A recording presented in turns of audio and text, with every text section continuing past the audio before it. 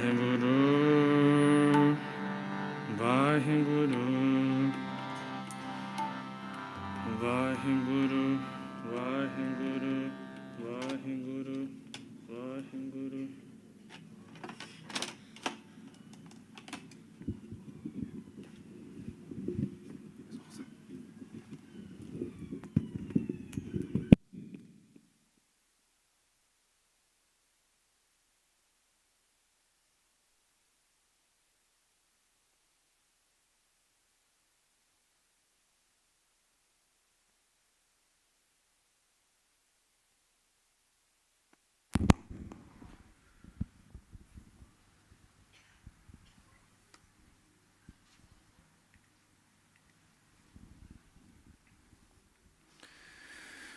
Satnam Sri Vahe Guru Sahib Ji. Rakho apni saran prabh mohe kirpa tahre. Seva kachu na jano neech murkhare. मान करो दुध उपरे मेरे प्रीतम प्यारे हम अपराधी सद भूल दे तुम बख्शन हारे डंडौत बंधन अनगबार सर्बगला समरथ डोलन तेरा कहो प्रभु नानक दे कर हथ डोलन तेरा कहो प्रभु नानक दे कर हथ गुरु प्यारी गुरु सवारी साध संगत जियो गज वज के फतेह बुलाओ जी वाहिगुरु जी का खालसा वाहिगुरु जी की फतेह. So thank you for putting up with my horrible singing. So today, I think it's between the 10th or the 15th week of this course, if I'm not wrong. And over the past few weeks, we've been going over this Pavitra Bani from Dhan Dhan Sadguru Tegh Bahadur Sahib Ji Maharaj Ji, known as and referred to as Salok Mahalla Nava. And each week we've been blessed with a different type of speaker that comes and gives this talk. And each week we probably have picked up that there's a different theme, like a main point of focus from each of those talks. So what happens is we're given 5 different panktiyan of these Saloks to present to you guys as the Sangat.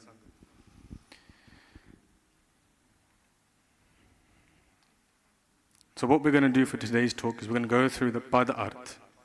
I'll touch on that. Pad Arth means the initial translations of those Gurbani panktiyan. So sometimes we sit here, and when there's kirtan that's being sung, we'll have these panktiyan up on the screen. And those translations underneath those panktiyan, those lines of Gurbani, those are referred to as Pad Arth, the initial translations. And sometimes Gurbani is referred to as an ocean. The reason Gurbani is referred to as an ocean is because just like a scuba diver, he puts on that gear, he takes that plunge into the ocean, he dives down to the depths of the ocean. He's doing it in an attempt to find treasure, in an attempt to find brilliance within the depths of that ocean. Similarly, the more we connect to Gurbani, the more we attach ourselves to Gurbani, the deeper we go into those arths and understand Gurbani at a deeper level. Like Guru Nanak Dev Sahib Ji Maharaj Ji says, Mat vich ratan jawahar manik je ek gur ki sikh suni. As much as we dive deeper into Gurbani, essentially we're diving deeper into ourselves. And the deeper we dive into ourselves, Mat vich ratan, Maharaj, whereas that diver might not have any guarantee he's going to find anything in the ocean. Guru Nanak Dev Maharaj is giving us this guarantee, Mata Vicha Ratan, in our intellect, in our this thing called the mind, there's this priceless jewel. Mata Vicha Ratan Javahar Manik.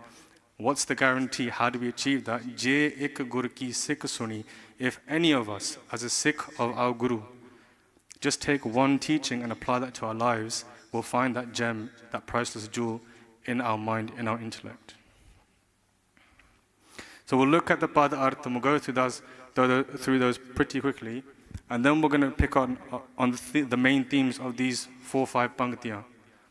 And that's going to take most of the chunk of that talk is going to be on those main themes of these panktiyan. And then, if we've got time at the end, we're going to go through a quick sakhi that's going to relate to this talk. So the first pankti is 27, number 27. Jo sukh ko chahe sada sarn ram ki leh. Guru Maharaj asking us, if we've got this chaha, this itcha, this yearning for sukh, not just any type of sukh, sada sukh, siddhivi, that sukh which is forever, that eternal peace, sarna ram ki leh, Guru Sahib is that saran, which we'll go into later what that means, of Ram, of Hari Parameswar, of Akal Purakh Vaheguru, find that saran. Kahu nanak sun re mana durlabh manak deh.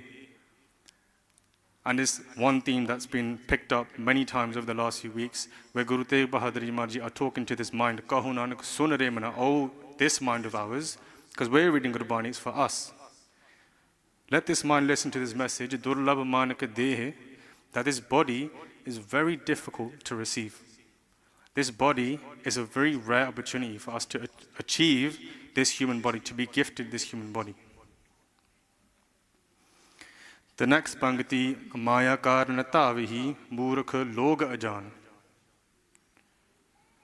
Guru Sahib is saying, and this is another theme that's been going on continuously over the weeks, this thing called Maya.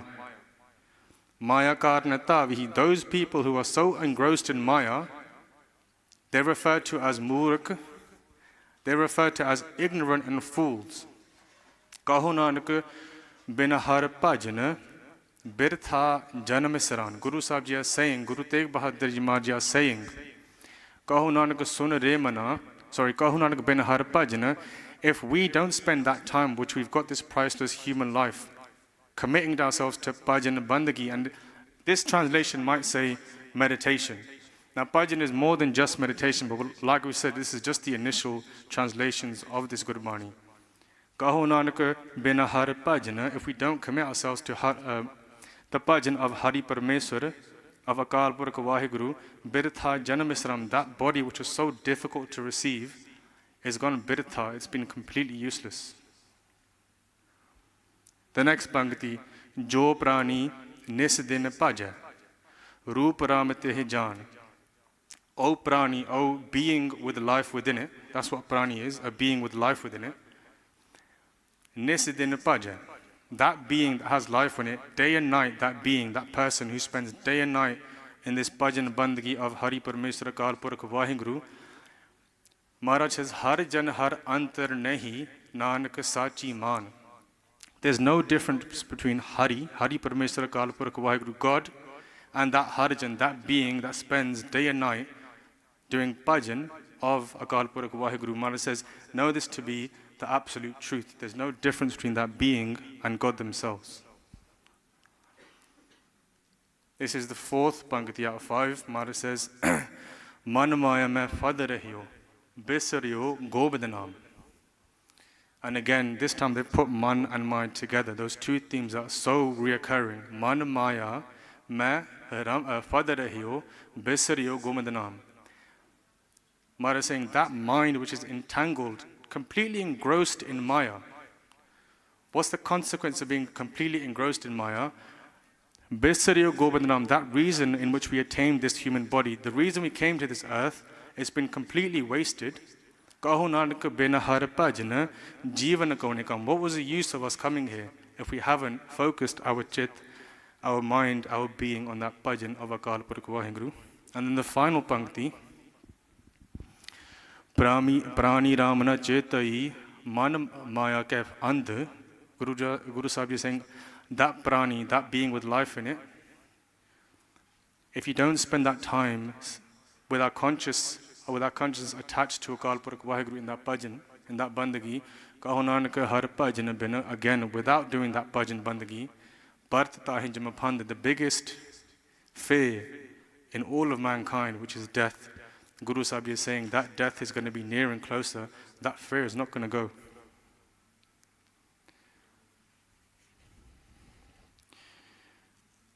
So over the last few weeks, like I said, we had many speakers come, and over the last few weeks, these speakers and Guru Tegh Bahadur Ji Maharaj Ji have given varnan on the sarup of Maya, what Maya looks like.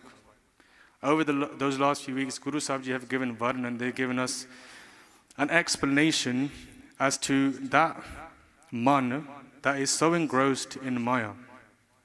Maya which fasi hoye man di halat, the condition of that man that is so engrossed in Maya. Guru Sahib have given us the explanation of that mind. And Sangat ji, most of us are quite learned when it comes to Sikhi, will understand, will know that the main reason behind this attachment for the mind and Maya is because of this thing called hamme, this thing called ego that each and every single one of us have, each and every single one of us have to deal with.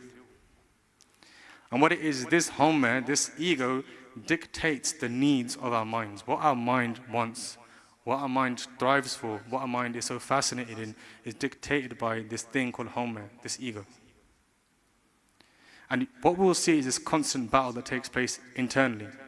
The constant battle is this: our mind wants one thing, and that jalda hoya hukum of Akal Purakh Waheguru, that hukum that is forever flowing, is asking for something else. Basically meaning, what this mind wants is very rarely aligned with what hukum is telling us. And Sangat ji, in the end, that person whose mind is completely engrossed in Maya, unfortunately we fall victim, being that mind, we fall victim, we fall prey to this big fear in life, which is death. And even after obtaining this priceless jewel of a life, this human body, we leave this world empty-handed. And this is like the summary of these 5 panktiyan from 27 to 31. And to be fair, we could probably end the talk there because this is all of the summary of those 5 panktiyan, but we've got another 40 minutes to kill. So what we're going to do, like that scuba diver, we're going to dive deeper into the meanings of these panktiyan. Now, I said we're going to pick up on the main themes of these panktiyan, and these are the ones that sort of shouted out to me. Obviously, firstly, we've got man. Man has been talked about. What is the man? What is the mind? Where was it even conceived from? Where was it born? What is Maya? And what is the effect of Maya on this mind? Then we're going to look into Dharam, because to understand the mind, to understand what Maya is, we have to know what Dharam is. And then finally, from that first pankti, Jo Sukh Ko Chahe Sada, Saran Alam Ki Leh, what is this thing called Sharan? What is Akal Purakh Waheguru Ji's Sharan? What is Guru Sahib Ji Maharaj Ji's Sharan? And why is it so important to us? So Dharam, we'll start with what is Dharam. Now in simple language and very simple explanation, Dharam is that technique, Dharam is that way of living in which the remembrance of Akal Purakh Waheguru, the remembrance of Guru Sahib Ji remains as a constant in our lives. Not only in our lives, in our being, in our very pores of the body.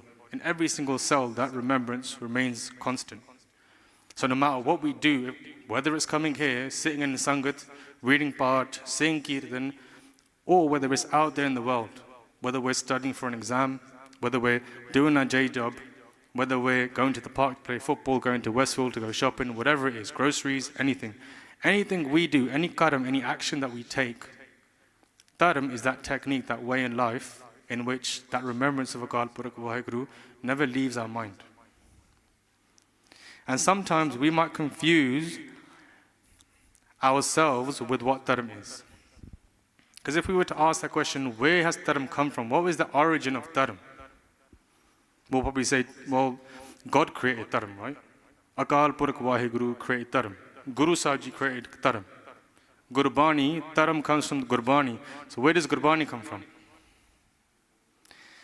Gurbani, in Gurbani it says, Tur ki bani aayi, then sagli chint mitai.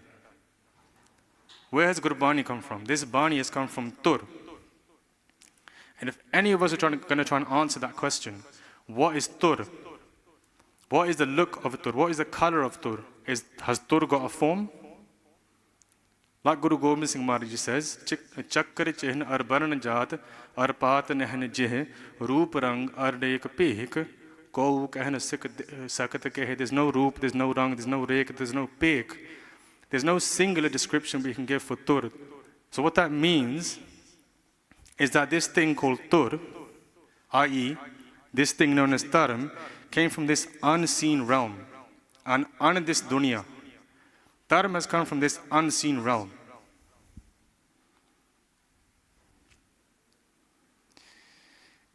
So now, if we look at Dharam, it's come from this unseen realm. It's not something we can pinpoint that it is this or it isn't that. What it is a horn. It's an existence, it's a reality.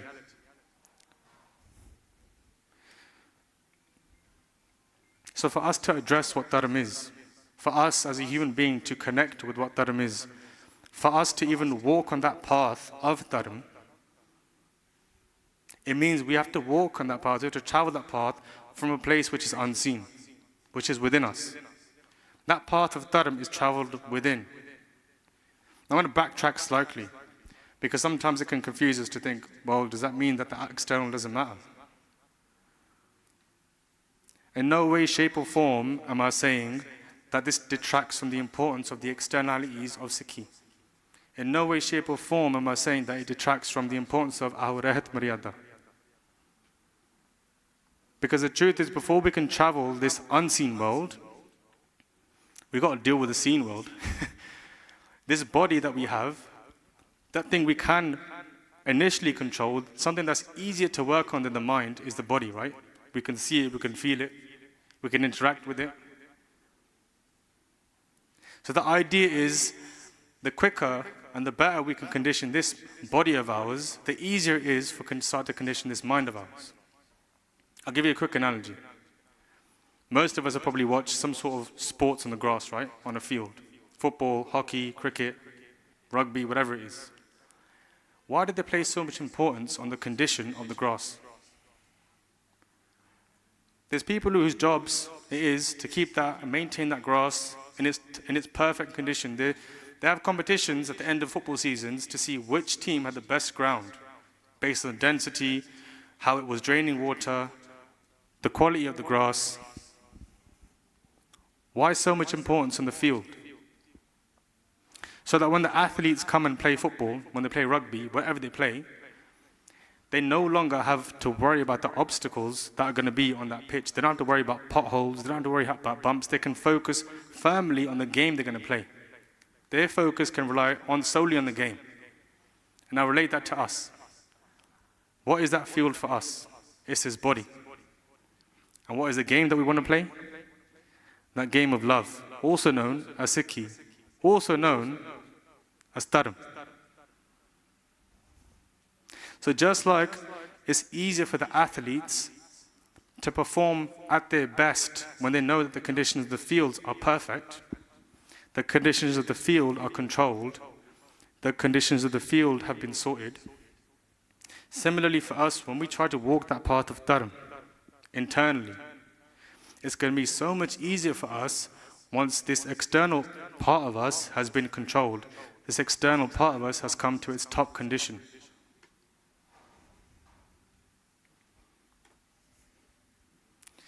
So we've pretty much very quickly covered what Dharam is. It's an internal pathway that we're going to have to, it's an internal journey.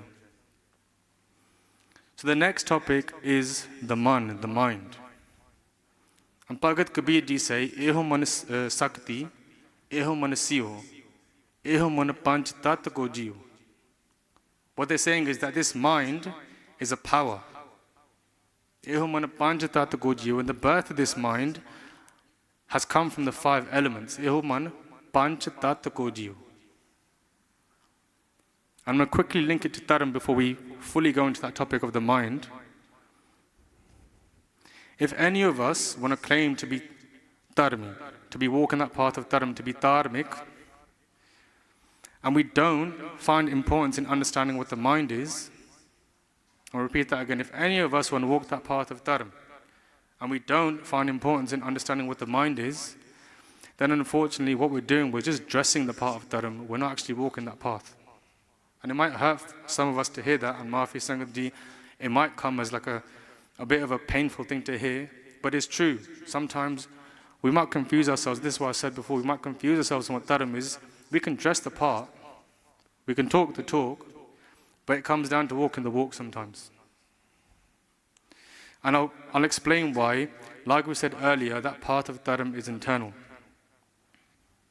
And so it's not necessarily our bodies that are going to travel that path.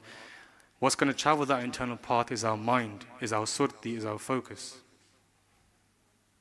And it's quite interesting because this mind too is unseeable. I'm not talking about the brain. The brain is a muscle. You can get CT scan, whatever it is. You can see it on the screen. I'm talking about the mind because the mind is an entity. And sometimes it can be hard to commit to working to something that we can't see, we can't touch, we can't feel.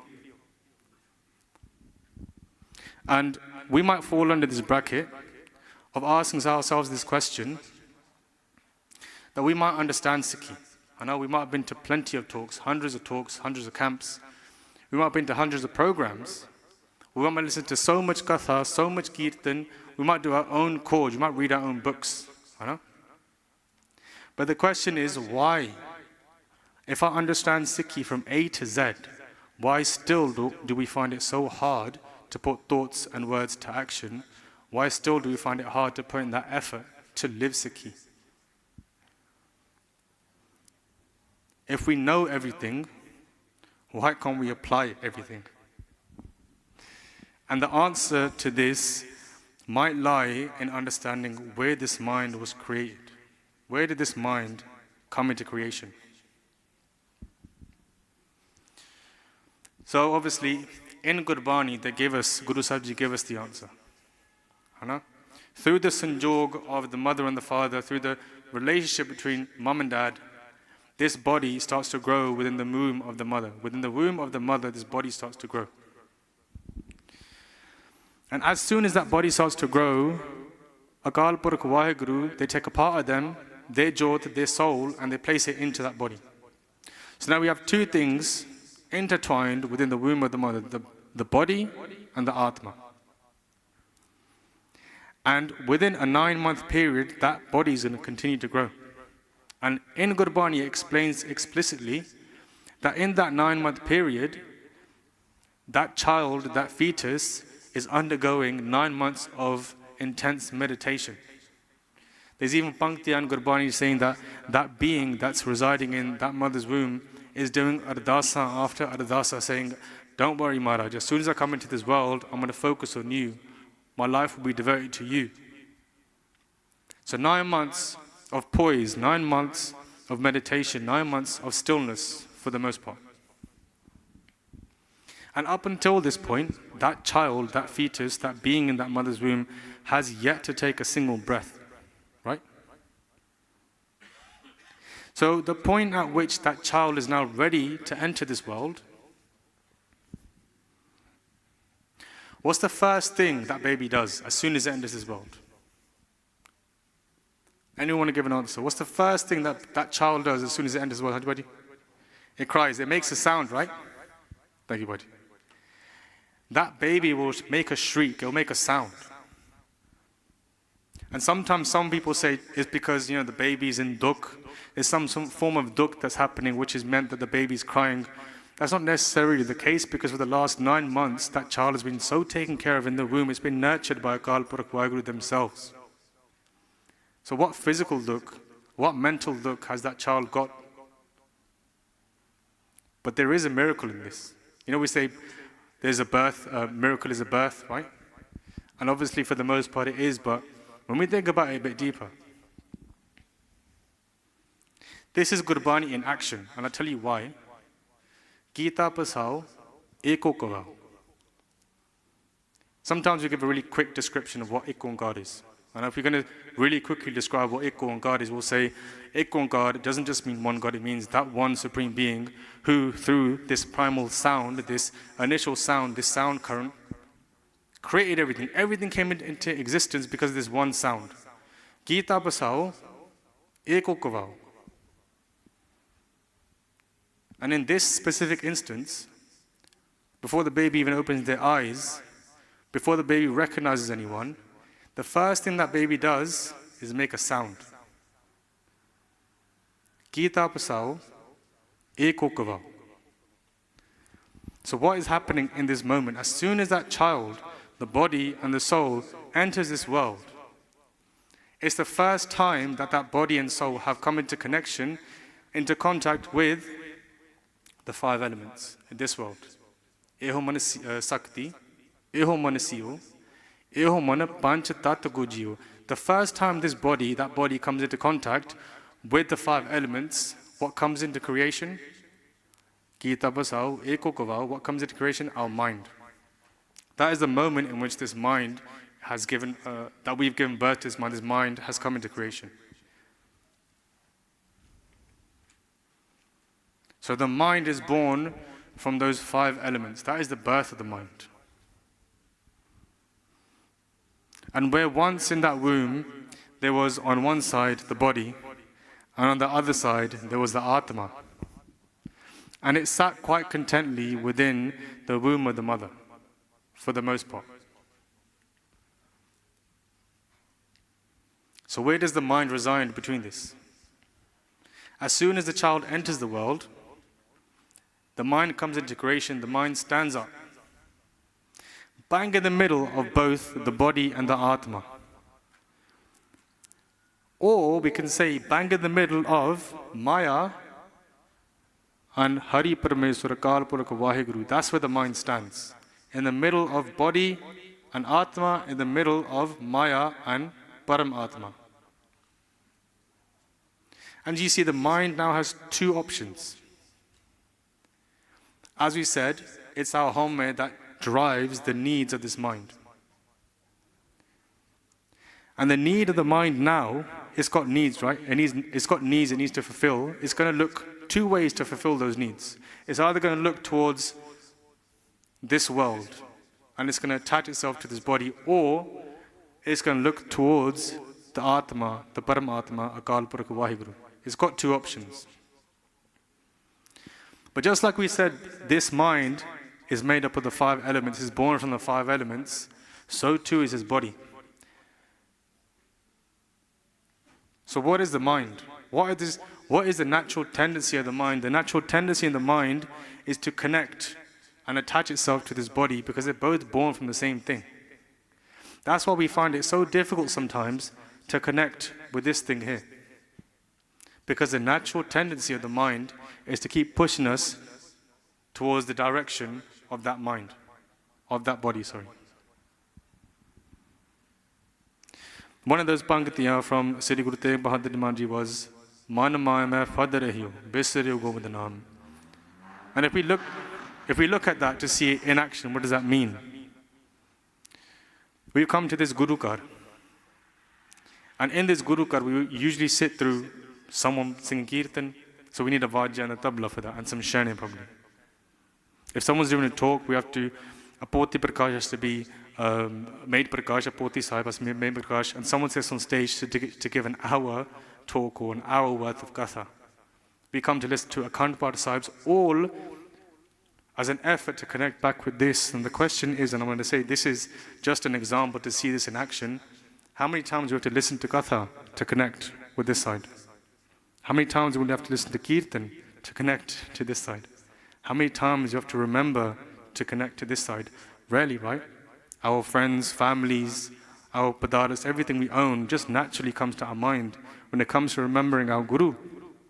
When it comes to remembering Akal Purakh Vaheguru, you can see the amount of effort that goes into it, right? And now we see this dilemma that we're faced with.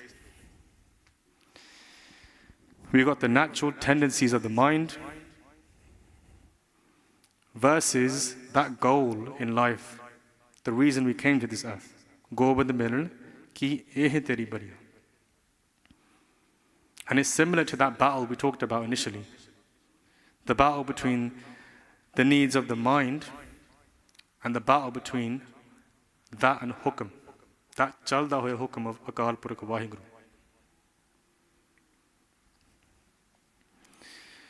So we've covered Dharam. We've covered what the mind is, the birth of the mind, what the mind is. Now we go into Maya. And we've probably heard many descriptions of what Maya is over the years. Sometimes Maya is referred to as a Shakti, as a power. Sometimes Maya is referred to as money. Sometimes Maya is referred to as the Panj Chor, the five thieves, Kam, Krodh, Lobh, Ahankar, etc., etc. And if we were going to ask Guru Amardas Saji Maharaji, Guru Sahib, what is your version, your definition of Maya? Guru Maharaj would explain that Maya is anything which we attach ourselves to, in which we forget Akal Purakh Vaheguru, that is Maya. Not one thing, two things, three things, anything we attach ourselves to, in which we forget Akal Purakh Vaheguru, is referred to as Maya. This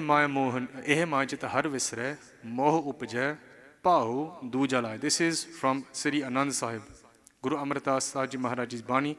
When we hear in the Guru Kar, Ram Kali Mahal Tija Anand Ik Oangar Satgur Prasad, this is from Guru Amardas Saji Maharaj. Eh Maya Jita Har Visre, Moh Upajay Pahu Duja Laya.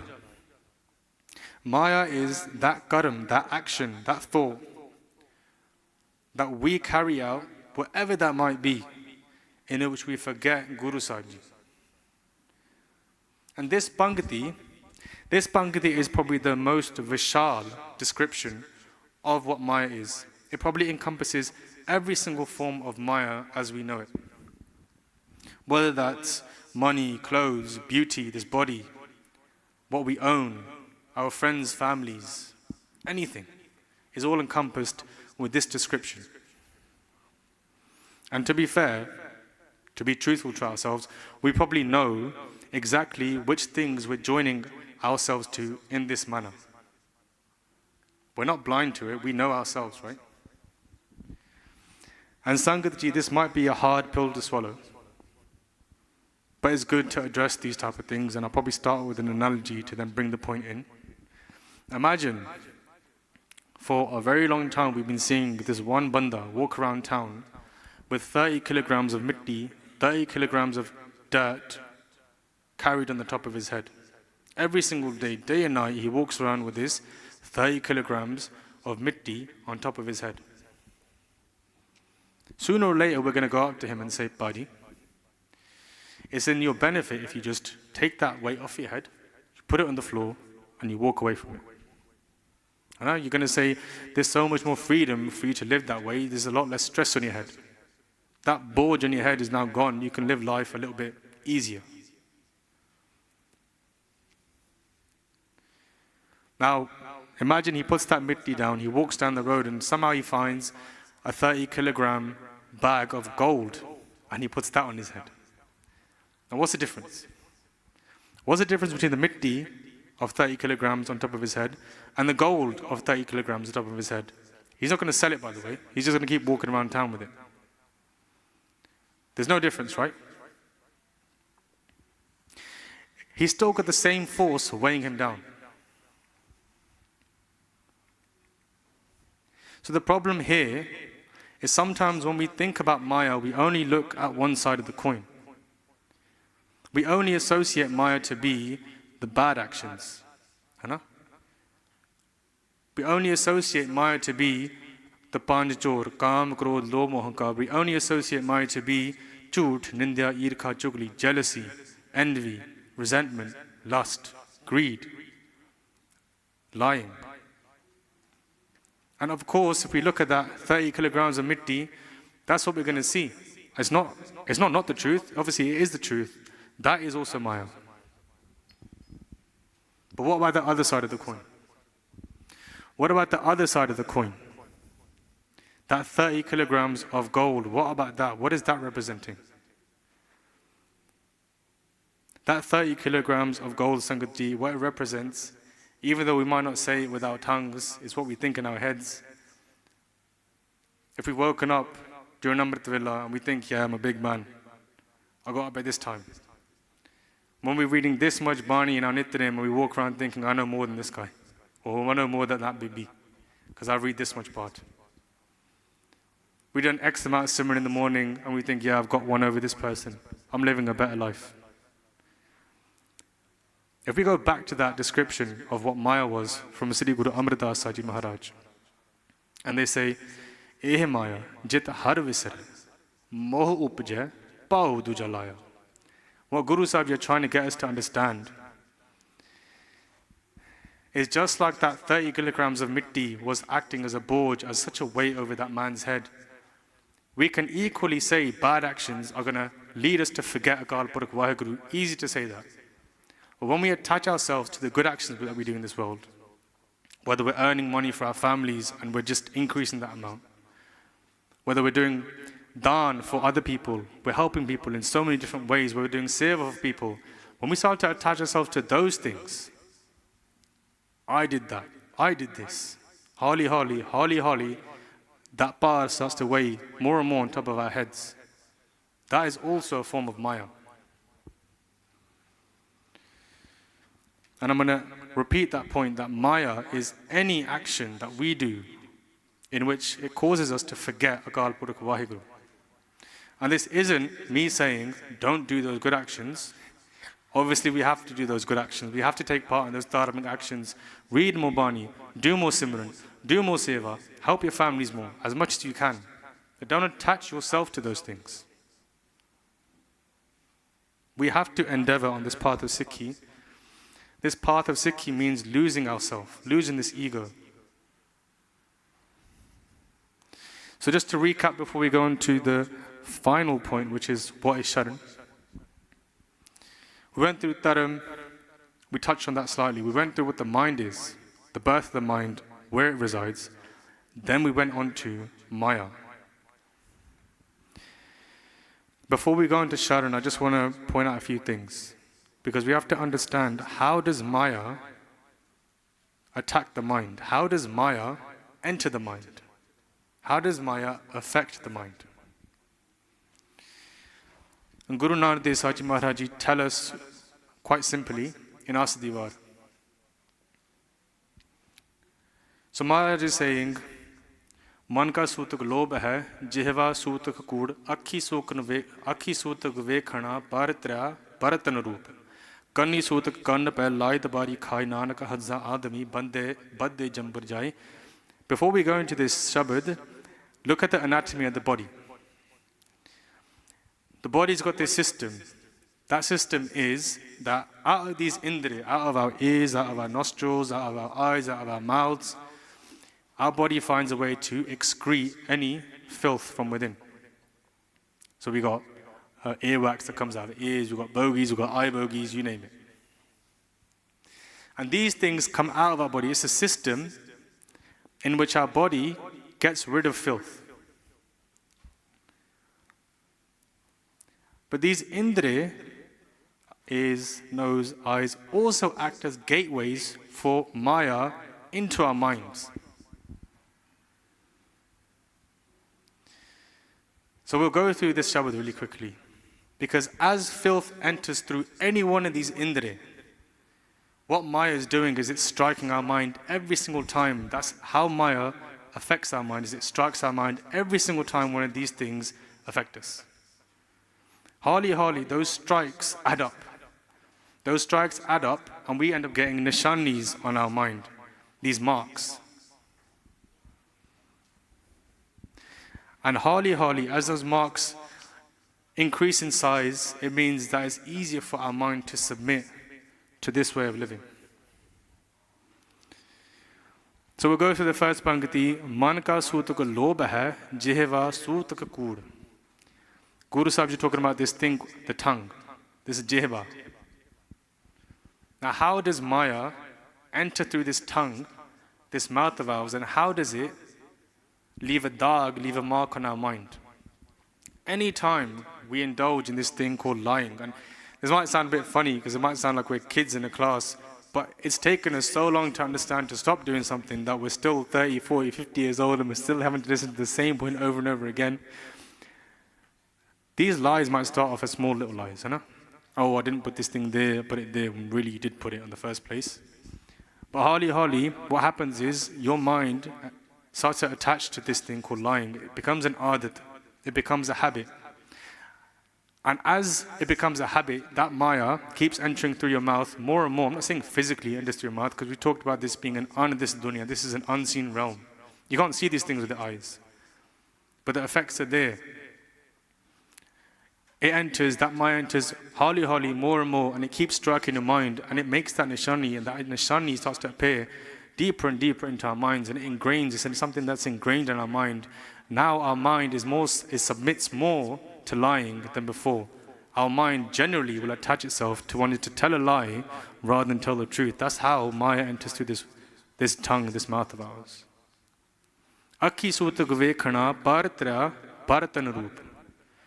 Now Guru Sahib is talking about the eyes. Now here Maharaj is talking about not looking at another man's wife, not looking at another woman's husband, not looking at someone else's wealth. That's obviously one way that Maya is attacking us through our eyes, but there's another way. There's another way in which Maya is attacking us through this gateway of our eyes. The more that we attach ourselves to this dunya, i.e. these eyes are the easiest way for us to connect with this world, right? There's so much to be bedazzled by when we look through these eyes of ours. But what we're generally attaching ourselves to when we look through these eyes are people in our lives, right? Friends, work colleagues, family members.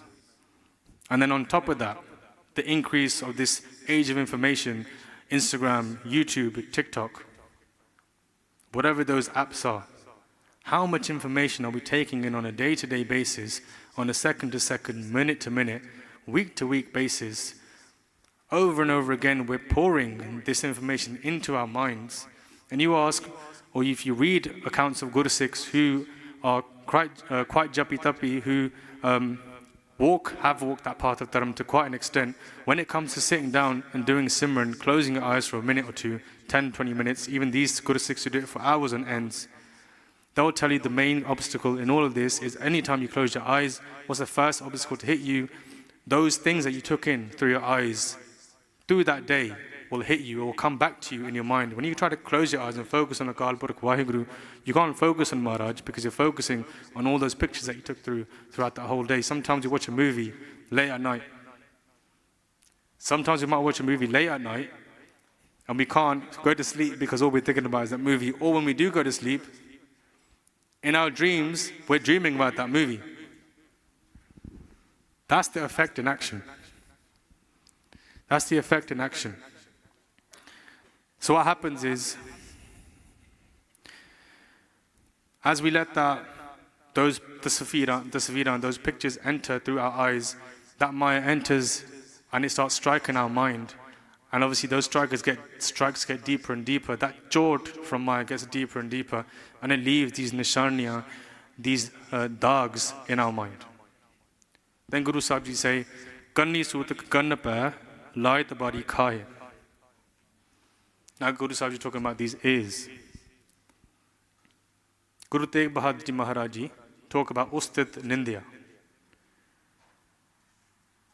So the way that Maya attacks us, affects our mind through our ears, is when we decide to listen to ustit of ourselves, the praises of ourselves, or nindya of others, or maybe even ourselves. When we listen to ustit of ourselves, when we want to listen to the praises of ourselves, what we generally tend to do is we attach ourselves to those people who do our praises. Why? Because it bolsters our ego. The more praise we hear about ourselves, the bigger our ego gets. We're feeding our ego unconsciously. And again, same thing with nindya. We hear nindya of someone else, it boasts our ego. It boosts our ego because we're thinking someone else is doing worse than us. Or on the flip side, if we hear someone doing nindya, gossiping about us, telling lies about us, we're not doing Simran of Akal Purkh Waheguru in that moment. We've got so much nafrat, hate for that person, that we're thinking about them more than anyone else. These are the ways that Maya are attacking us through our ears, Sangat ji. It enters, those jorts will hit our mind and it will make that nishani. And then, I think that's it.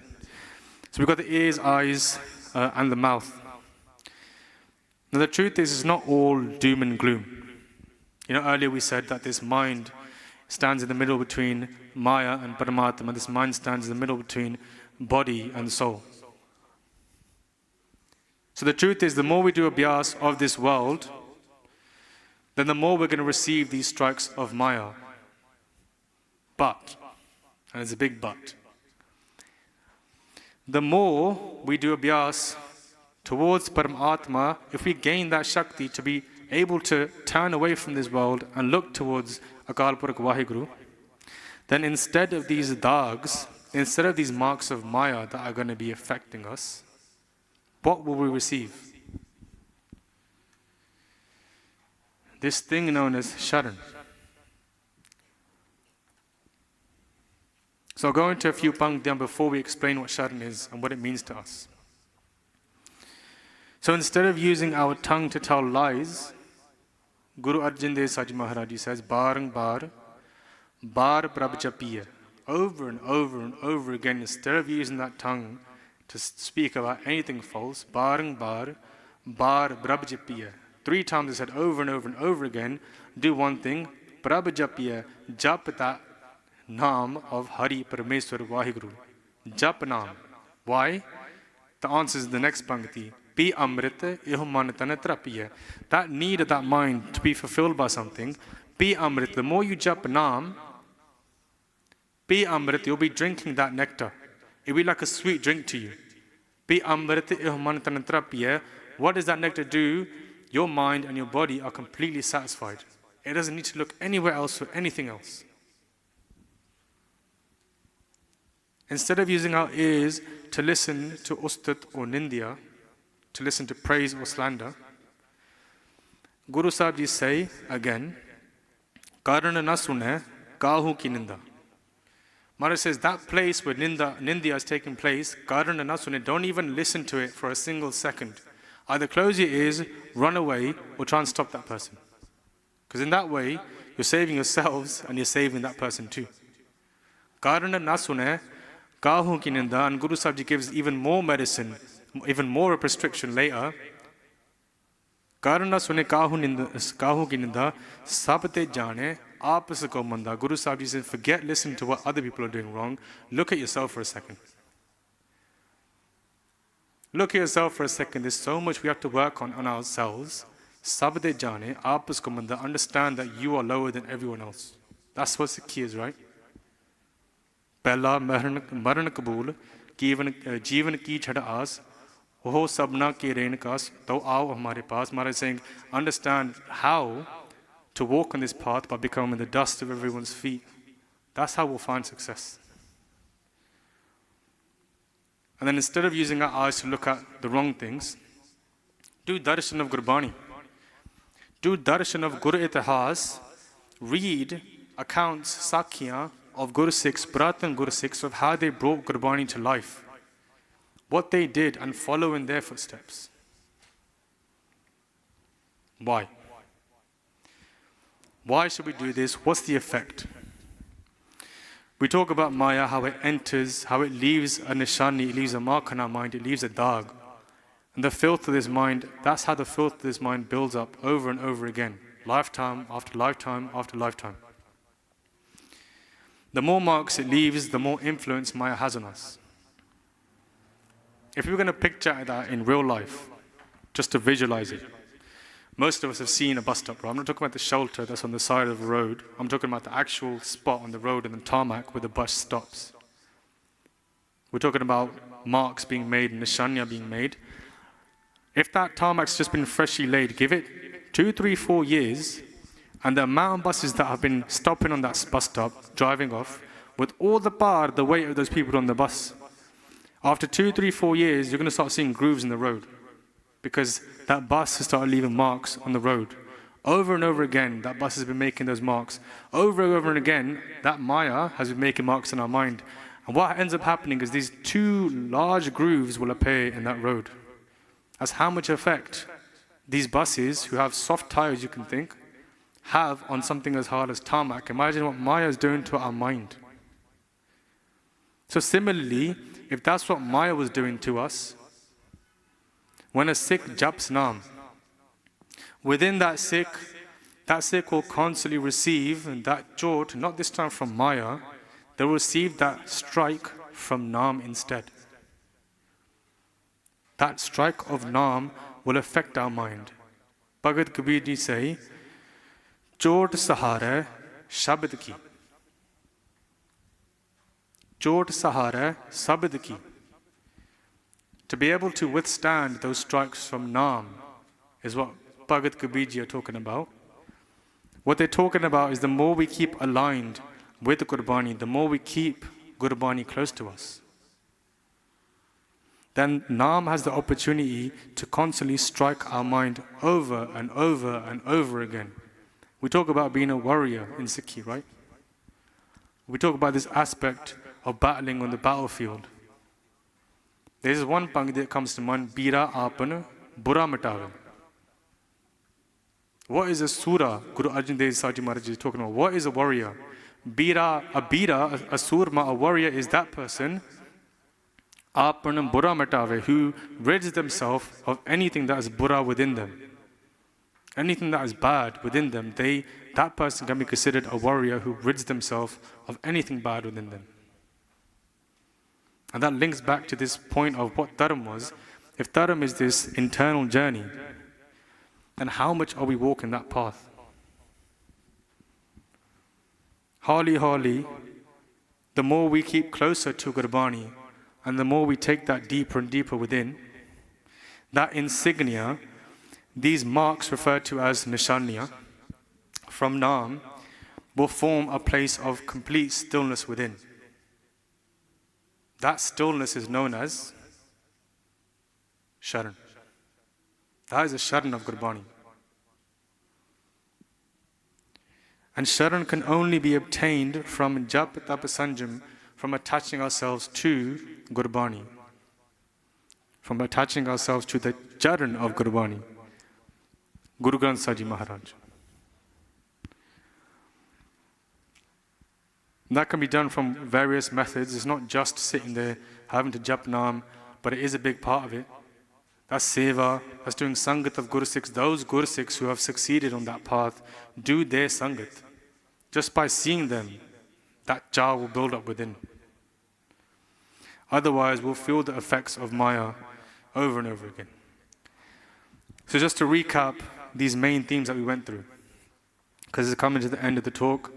Sharan is this place of stillness, that place of immovable faith. And it's a place which any one of us can reach. It's not just subjected to me, to Singh, to Benji. It's anyone can reach that. And the method in which that Sharan is formed is through these things known as nishaniya, through these marks made. Now we've got some time left for that Saki I was talking about, and it hopefully should tie into this whole topic on this talk. Now before I get into the talk, sometimes we might get confused on what itihas is. Now there's two things that come to mind. One is itihas, one is mithihas. Mithihas is what we hear in Ved Purans. Mithihas is what we hear in Hindu scriptures. What it basically is are stories, made up stories given to back up the points, the philosophical points that are being made by those Veds, by those Upanishads, by those Purans. Because what it does is it adds to the understanding of what point is trying to be made. That's mithihas, something that mithika hoya, that didn't actually occur, but is being used to explain something. Now what's itihas? Because that's what we refer to in Sikhi. Itihas is factual history that actually took place.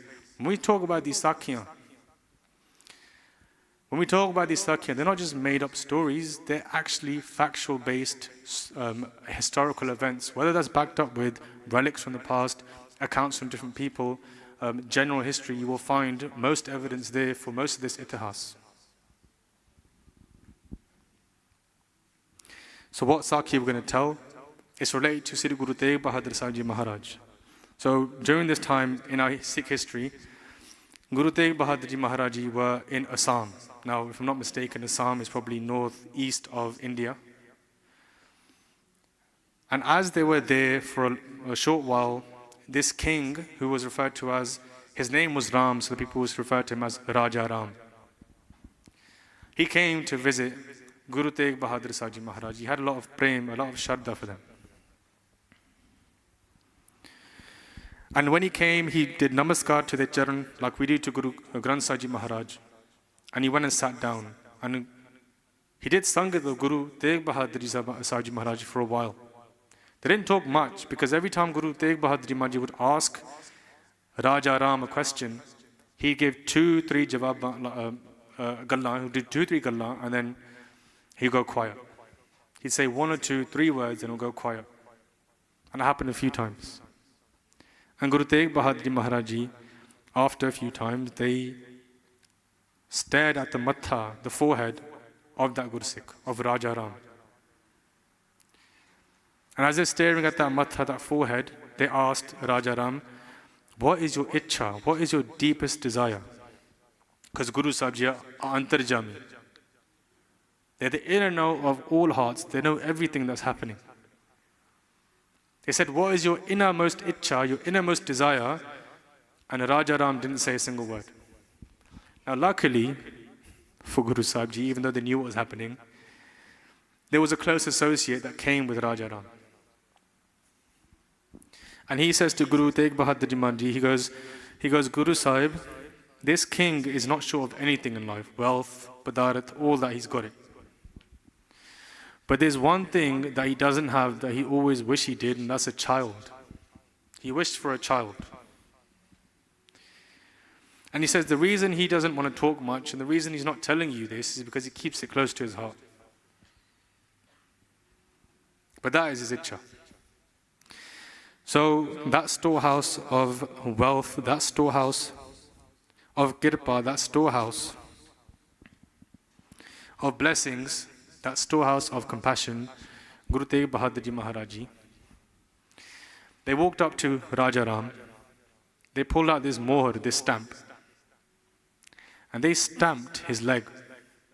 They made a nishani. You know, we were talking about nishaniya before, we were talking about marks. They made a mark on his leg.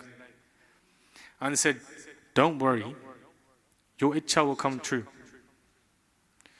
Your ichha will come true. A child will be born into a house, but that child will be a child of Guru Nanak Dev Sahib Maharaj Ji. It's going to be a Sikh of Guru Nanak Dev Sahib Maharaj Ji that's going to be born into your house. Not only did Guru Tegh Bahadur Maharaj Ji give this Raja his gift, his desire, but he also filled that gift up with life, with Sikhi, and he handed it to the Raja. So the Raja goes home. He sat there in his palace, and every time he sits down, he thinks of that nishani. Anytime he has a moment to himself, his mind automatically goes to that nishani.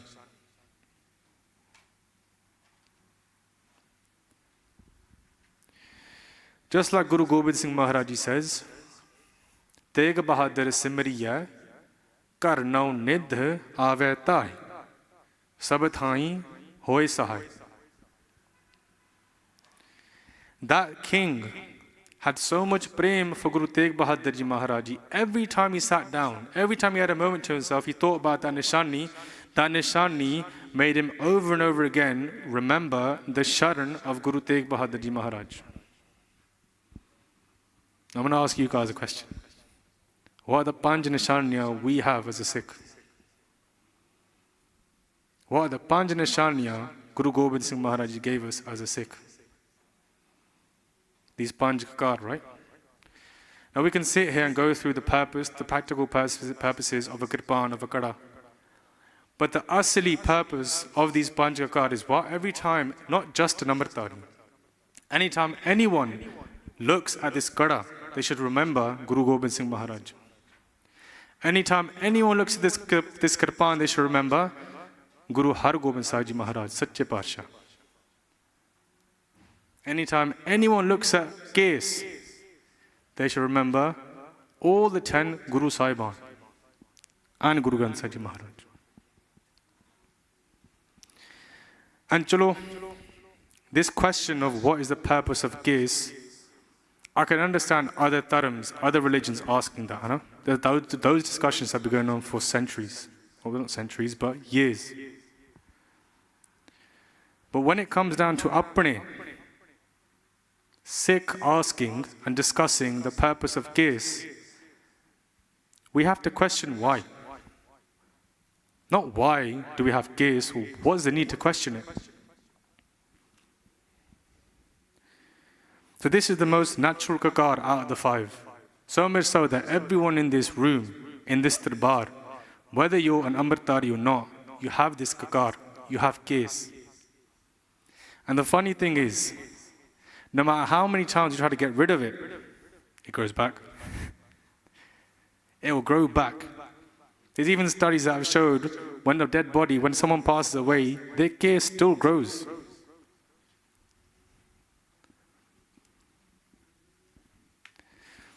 So what is the reason for this case? It serves as a reminder, yes. But maybe this might help. Let me pull out my phone really quickly, if I can find it. Because when it comes to case, the debates that generally happen is, well, if we look at the body, there's so much practicality in the body. My hands can make things, my hands can break things. My ears can hear, my eyes can see, my nose can smell. What is the use of this case? There's no purpose. This is an iPhone. On the top of this iPhone, there's a microphone. I can hear people. Sorry, there's a speaker. I can hear people, and I can listen to anything that's playing, just like my ears, right? On the bottom, there's a microphone. I can talk into that microphone, just like I can talk out my mouth. There's a charging port at the bottom of that phone. If I'm hungry, just like this phone might be, the food goes in there. There's a camera on the back, and I can see through that. Just like this camera can take pictures and record videos. Now what's the point of that Apple logo? What purpose does that Apple logo serve?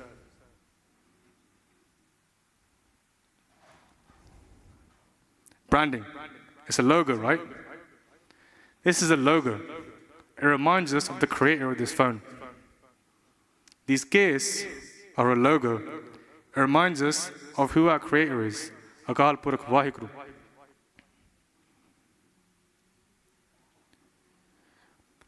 So what this logo does, even though all these other parts of the body have a function, this logo shows what is covering all those functions. Without that logo, I wouldn't know who made the phone, where to go if the phone breaks, how to fix it. If I've got extra questions how to use that phone, I wouldn't know where to go. Same thing with this case. Even though all these functions of my body, these parts are doing something, without this case, are we ever going to remember Akal Purakh Vaheguru? It's a question to ask. So back to that Sakhi. That Raja Ram, after a few years, he had a child. Maharaj Kirpa, he had a child. And he spent a little bit of time with him, but he ended up passing away quite early, quite young. And soon after, Guru Tegh Bahadur Ji Maharaj Ji gave Shahidi. Now, his son's name was Raja Ratan Rai. His son's name was Raja Ratan Rai, and when he was 20 years old, he was tying his dastar in the mirror. And he caught sight of this nishani. He thought to himself, I've never really focused on this before. Oh, sorry, I missed a part of the Sakhi. That same nishani that Guru Tegh Bahadur Ji Maharaj Ji put on that king's leg, he said, Guru Sahib said to that king, when your son's born, he's going to have the same nishani on his forehead. So the son's born, he's tying his dastar, and he looks at that nishani, he says, I never saw this before, I never recognized this to such an extent. So he asked his mom, he says, Ma, what's this nishani, what's this mark on my head? Did I fall as a kid? Did I get hurt somewhere? Did someone hit me? And the art of the mind is this, right? Sometimes when we want something, we remember it quite a lot. But as soon as we get that thing, we forget. And even his mata, same thing happened. She completely forgot where that nishani, after 20 years, where it came from. And she remembered then. And she goes, but this nishani is a nishani of the Guru, of Guru Tegh Bahadur Sahib Ji Maharaj.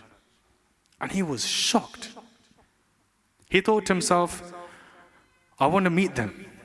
I can't believe I had this thing on my body my whole life. I want to meet them. And she goes, but they gave Shahidi a few years back. But she says, their son is now on that Gurgaddi, on that seat of Guru Nanak Dev Sahib Ji Maharaj. So he asked where they are staying, and she said they reside in Sri Anandpur Sahib. So he gathered many gifts. If anyone wants to read the Sakhi in detail, it's in Sri Kalgidar Chamatkar, written by Bhai Veer Singh. He gathered as many gifts as he could, even this Prashadi Hathi, this elephant which ended up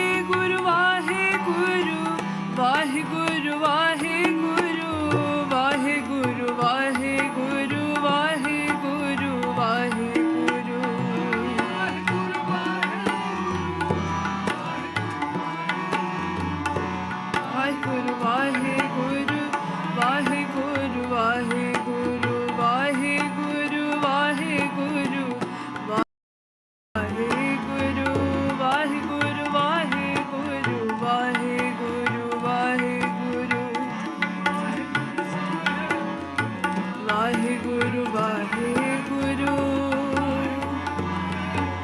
Vaheguru, Vaheguru, Vaheguru, Vaheguru, Vaheguru, Vaheguru, Vaheguru, Vaheguru, Vaheguru, Vaheguru, Vaheguru, Vaheguru, Vaheguru, Dhanwad.